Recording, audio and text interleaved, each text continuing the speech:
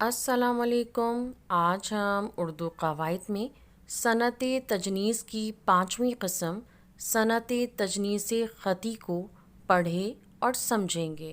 तजनीस ख़ती जब अल्फाज सूरत में यकसा हों लेकिन लफ्ज़ों में नुक्तों का फ़र्क हो तो उसे तजनीस ख़ती कहते हैं।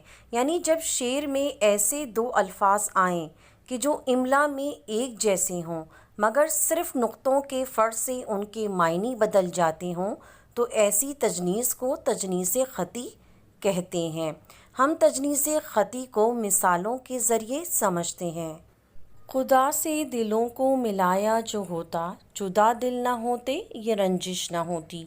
तो शेर में खुदा और जुदा दो ऐसे अल्फाज आए हैं कि जो इमला में एक जैसे हैं लेकिन सिर्फ नुक्तों के फ़र्क से उनके मायने बदल गए।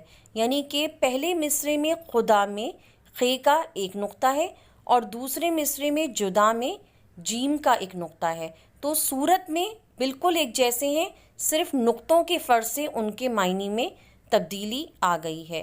तो ऐसी तजनीस को तजनीस ख़ती कहते हैं। हो गई परसों की बरसों तुम न आए क्या सबब, आपने अच्छा किया वादा वफ़ा अच्छे तो हो। तो इस शेर में परसों और बरसों दो अल्फाज आए हैं कि जो इमला में एक जैसे हैं लेकिन सिर्फ नुक्तों के फ़र्क से उनके मायने में तब्दीली आ गई है।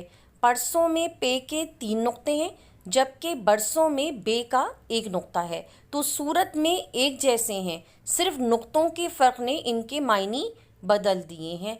तो ऐसी तजनीस को तजनीस ख़ती कहते हैं कि जिसमें अल्फाज सूरत में यकसा हों लेकिन नुक्तों में फ़र्क हो तो ये तजनीस ख़ती कहलाता है।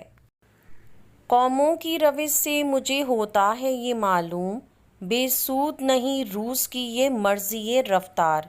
तो इस शेर में दो अल्फाज रविश और रूस आए हैं कि जो इमले में एक जैसे हैं, सिर्फ नुक्तों के फ़र्क ने इसके मायने बदल दिए हैं।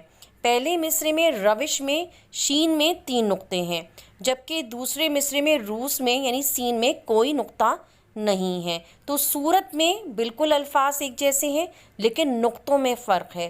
तो जो अल्फाज सूरत में एक जैसे हों और नुक्तों में फ़र्क हो तो ऐसी तजनीस को तजनीस ख़ती कहते हैं।